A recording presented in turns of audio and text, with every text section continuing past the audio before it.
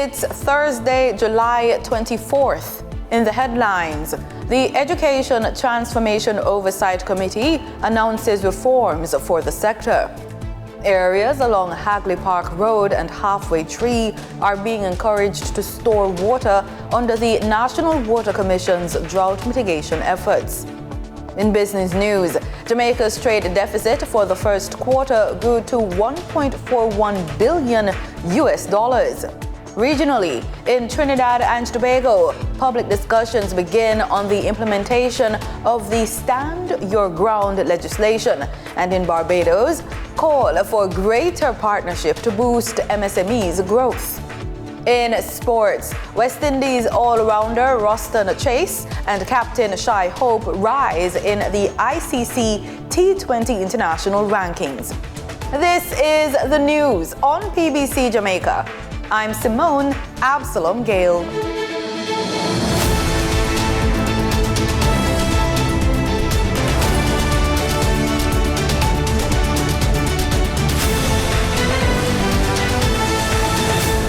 Chair of the Education Transformation Oversight Committee, ETOC, Dr. Adrian Stokes, has announced significant reforms aimed at improving the selection process for public school board members as part of a broader push to strengthen governance in the education sector. Speaking at an ETOC press conference hosted by the Ministry of Education at Jamaica House on Wednesday, Dr. Stokes described the initiative as a major effort to elevate the quality and performance of school boards across the island. Things like competence and intellectual diversity, rules for board quorum and the selection of chairpersons and so on. These are very, very important in the proper composition of the board for the board to perform adequately. Anecdotally, schools with strong boards tend to perform better than those with dysfunctional boards. He revealed that the current application system will be overhauled to attract more qualified and capable individuals. The new process, he says, will be transparent and aligned with best practices already in place in other areas of the public sector. Two types of reforms are being pursued, although Dr. Stokes did not elaborate on the second during the briefing. Soon, individuals who wish to serve on a school board will upload their CVs and other relevant information to a website managed by the ministry. The move comes amid ongoing efforts by the ETOC and the Ministry of Education to modernize and enhance Jamaica's education system through structural changes and improved accountability. The National Water Commission says today, July 24, only areas below the Ministry of Justice will be supplied water during the 6 a.m. to 6 p.m. period. The alternating schedule will be continued thereafter.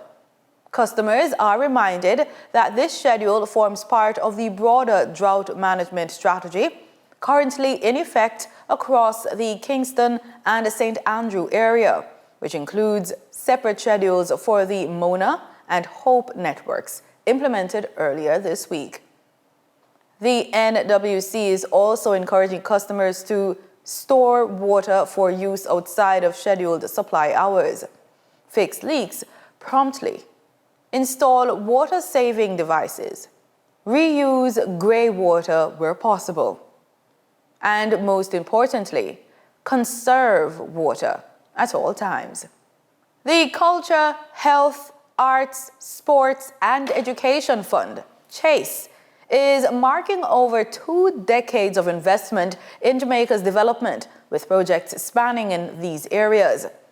With billions invested and thousands of lives impacted, the fund's leaders say they're just getting started.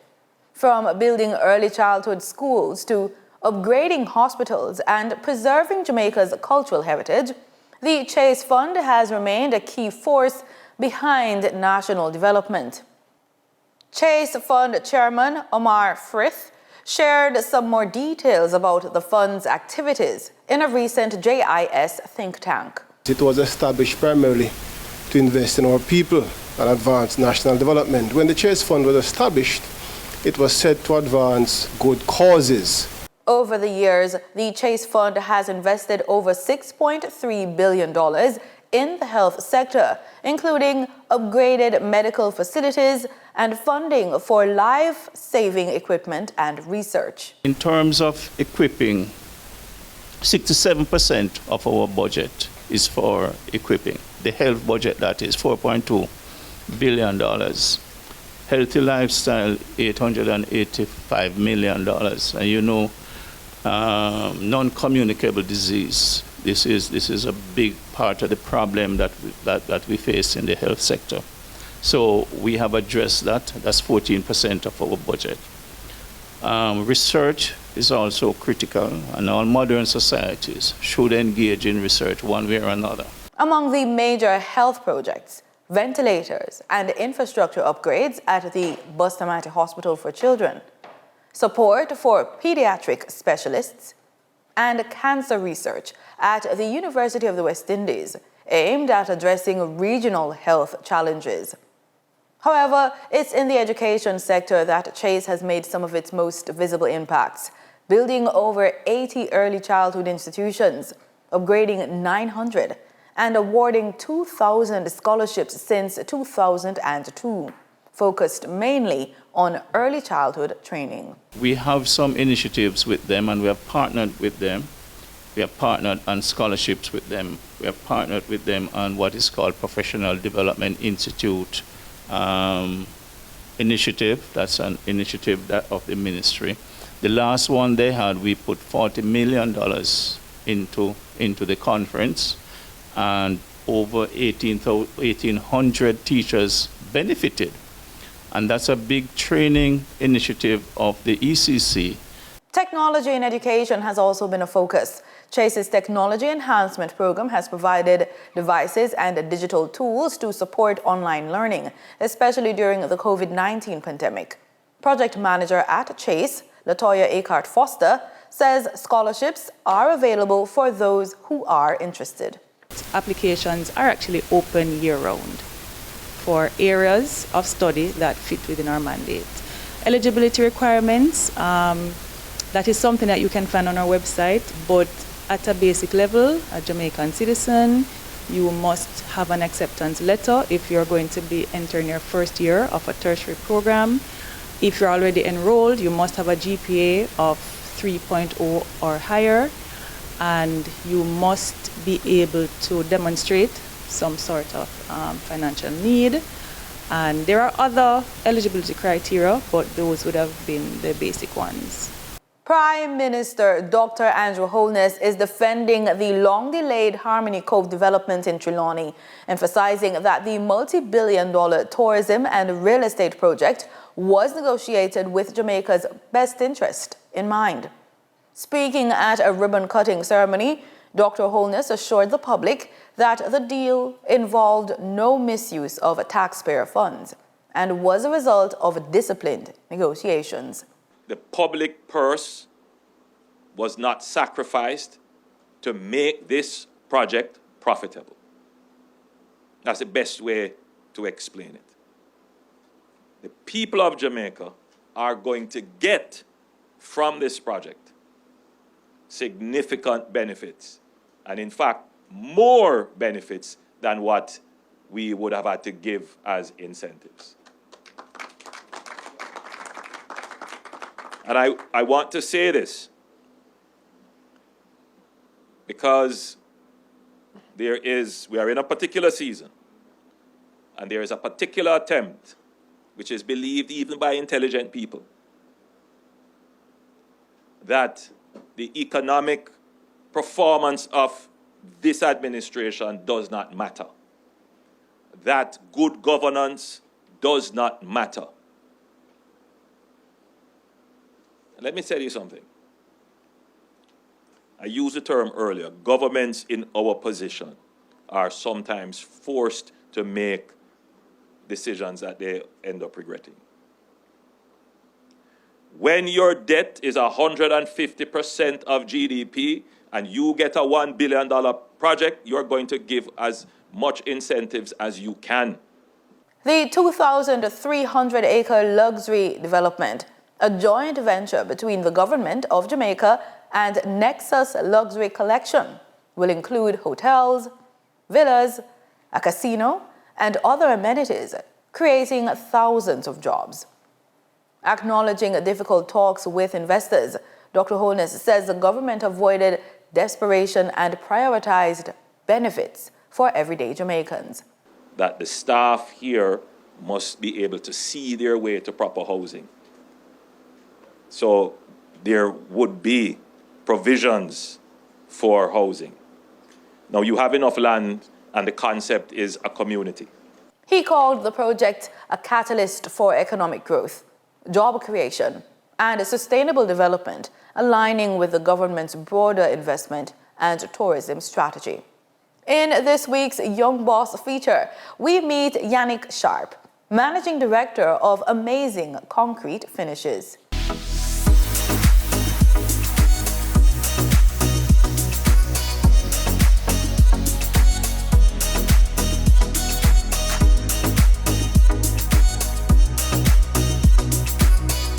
Hi, I'm Yannick Sharp, Managing Director of Amazing Concrete Finishes Group Limited.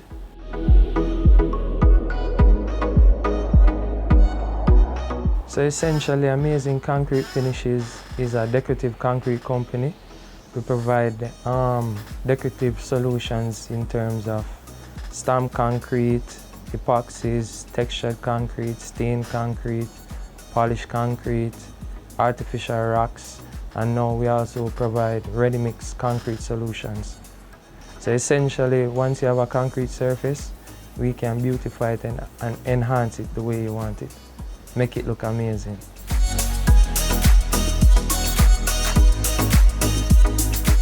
Essentially, I started out doing navigation. I went to Maritime Institute, went on the sea, did my sea time, didn't like it, came back to Jamaica, started working with my family's construction company, and while working there, my mother had saw decorative concrete online, showed it to me, asked me what I think about it, given that I'm in the construction industry, if I think it could work. We looked into it, went overseas, did some training, came back and started the company in 2011.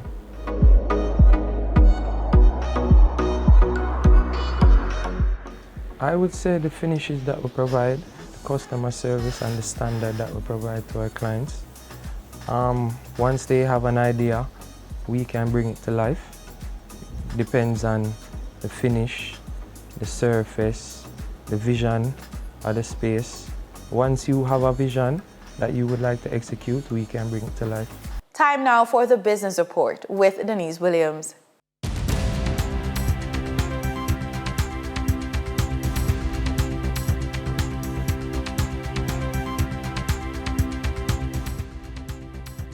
Welcome to today's business report. I'm Denise Williams, here to bring you the stories shaping the financial world and guiding your journey to smarter business decisions. Let's dive into the top headlines. Jamaica's trade deficit for the January to March quarter this year grew by US $1.41 billion. This as exports rose by 1.6% to US $1.89 billion, while exports fell by nearly 2% down to US $485.2 million during the first quarter of this year. That's a wider gap compared to the same period last year when the deficit stood at US $1.37 billion. The Statistical Institute of Jamaica says the increase was mainly driven by a 6.4% rise in the importation of raw materials and intermediate goods, along with a 9.8% jump in consumer goods. Carissa Ribeiro, Chief of Operations for the Caribbean region at the Inter-American Development Bank, IDB, says the Boosting Innovation, Growth and Entrepreneurship Ecosystems Big E program continues to play a vital role in advancing the growth of numerous micro, small, and medium-sized enterprises across Jamaica. I quote, to date, over 1,400 MSMEs and 50 ecosystem institutions have received direct assistance through the program. The beneficiary MSMEs have recorded an average of 20% increase in sales. Big E has had a meaningful impact and has been central to the growth of several MSMEs, Ms. Ribeiro said. She shared this update during the Ministry of Industry, Investment and Commerce, MSMEs Linkages Day event held recently at the University of Technology in St. Andrew. Big E, a flagship initiative of the Development Bank of Jamaica, is designed to empower MSMEs and promote innovation across the country. The 5-year program, which began in September 2020, is financed by a US $25 million IDB loan and a US $8.2 million grant from the European Union. For the trading period ending July 23, 2025, these were the most actively traded stocks. Online educational provider One-on-One Educational Services Limited with 4,908,094 units traded, representing 37.17% of market sales volume. Toll road operator Trans-Jamaica Highway Limited with 2,633,000 units traded, representing 19.94% of market sales volume. Energy firm Wigton Energy Limited with 719,306 units traded, representing 5.45% of market sales volume. We now shift our focus to the Forex market rate set by the Bank of Jamaica. On July 22, 2025, the Bank of Jamaica reported US $67.89 million purchased and US $65.05 million sold by Forex traders. Forex traders earned $2.04 per dollar, selling the US at $161.31 and buying the US at $159.58. The Canadian dollar netted Forex traders $6.84 per transaction, with selling at $118 and buying at $117.61. The British pound yielded Forex traders $1.72 in profit, with selling at $216.23 and buying at $214.31.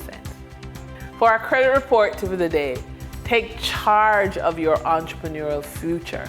Start by mastering your credit today. Do not wait until you need funding or sign a lease. Pull your credit report now, scrutinize every detail, and tackle any issues head on.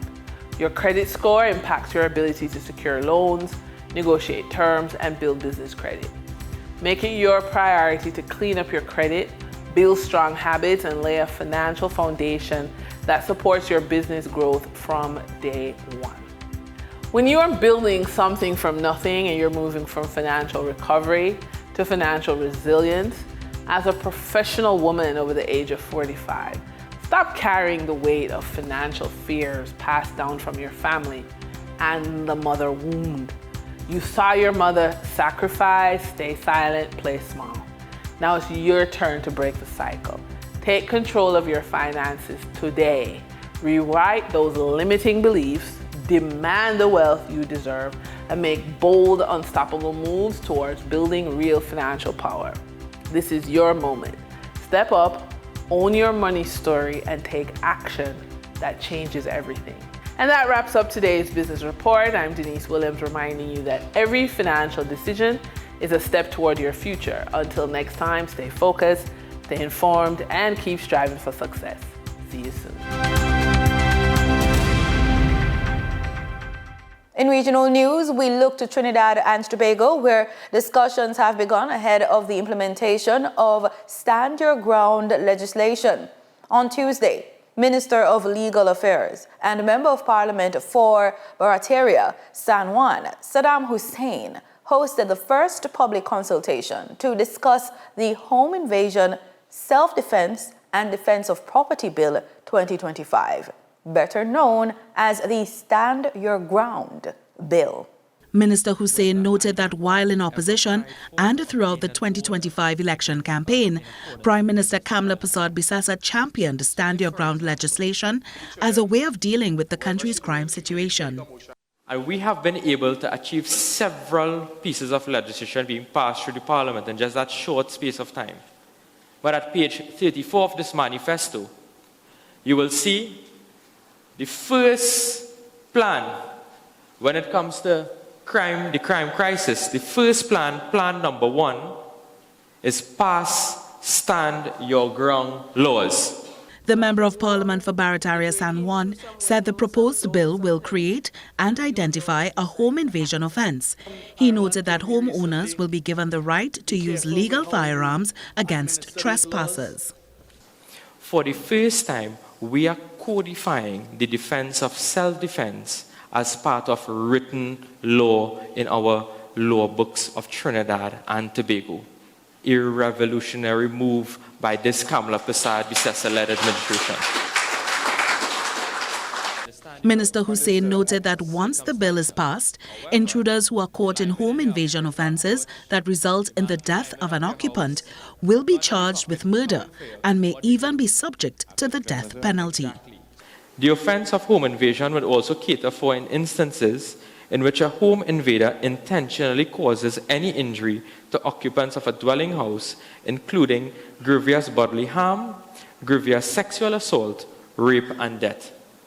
This was the first of several public consultations on the 2025 Home Invasion, Self-Defense and Defense of Property Bill.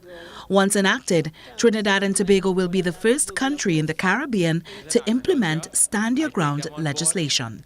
Still on the Twin Island Republic, the Yashoda Group of Hospitals, one of the largest state-of-the-art healthcare providers in India, could soon be providing opportunities for local patients, medical personnel, and students through quality care, training, and affordable prices.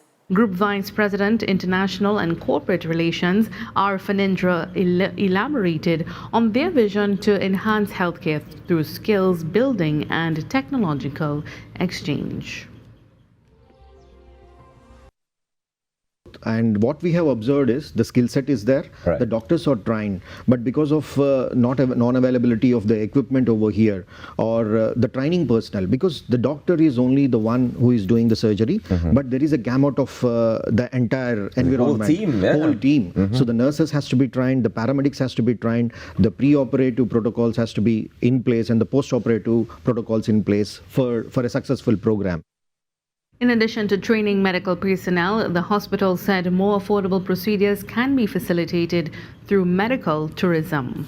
A call for greater collaboration between governments and international agencies to transform the national and global landscape to allow micro, small, and medium enterprises to thrive. It's coming from Barbados' Minister of Energy and Business, Senator Lisa Cummins, who is suggesting business support organizations connect with counterparts across the globe to create new value supply chains and unlock market opportunities. Ms. Cummins says the partnerships can also create decent jobs, especially for youth and women, and build more inclusive and climate-resilient economies. She was addressing the Global MSME Conference in Johannesburg, South Africa, on behalf of Barbados and the Caribbean. With alignment and structure and with intentional interventions, we can go further. Strengthening SME ecosystems through a system-wide approach is not just a development goal. It is a necessity for our survival and our sustainability. In a global environment with so much instability, we need to know that we built systems that last and relationships that adapt and pivot that can withstand turbulence and challenges. So ITC's mandate and its work continue to be so relevant in this moment. Reaffirm them and then execute on that need for tailored support to SMEs, especially in small island developing states. We need here to highlight region-specific needs such as digital access and plug the solutions into the ecosystem that we've been speaking about. We need to strengthen collaboration between governments, development organizations, and business support organizations, and ultimately to build a consensus among key actions that can make a tangible difference to SMEs. In sports, we look at cricket. West Indies all-rounder Roston Chase and captain Shai Hope have earned personal milestones in the latest ICC Men's T20 International Player Rankings, following standout performances in the opening 2 T20 internationals of the home series against Australia. Despite the regional side trailing 2-0, individual performances have sparked bright moments in the campaign. Nasir Mohammed reports. Chase, whose blistering 60 of 32 deliveries lit up Sabina Park in the series opener, amassed 76 runs across both matches. His impact has seen him rocket 37 spots up the batting standings to 98th, while also reaching a career-high second place among T20 international all-rounders, his best ever mark after previously peaking at 8th last December. Hope, meanwhile, continued his steady rise in the shortest format. His composed 55 from 39 deliveries in the opening match has helped him break into the top 10 batters in the world for the first time, settling at number 10. Fellow West Indies batter Brandon King also saw upward movement, climbing 4 places to 30th.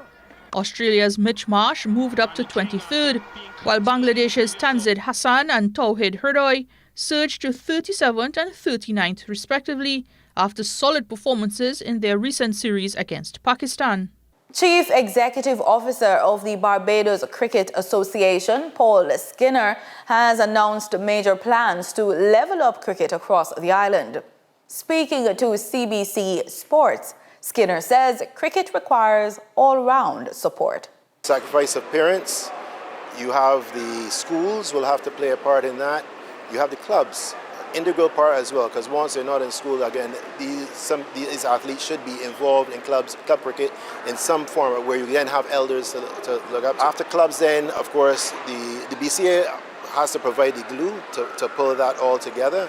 We also have a membership of the BCA. They play an important part. They have demonstrated by being part members of the association their interest in the cricket in general, and I assume that by extension cricket development.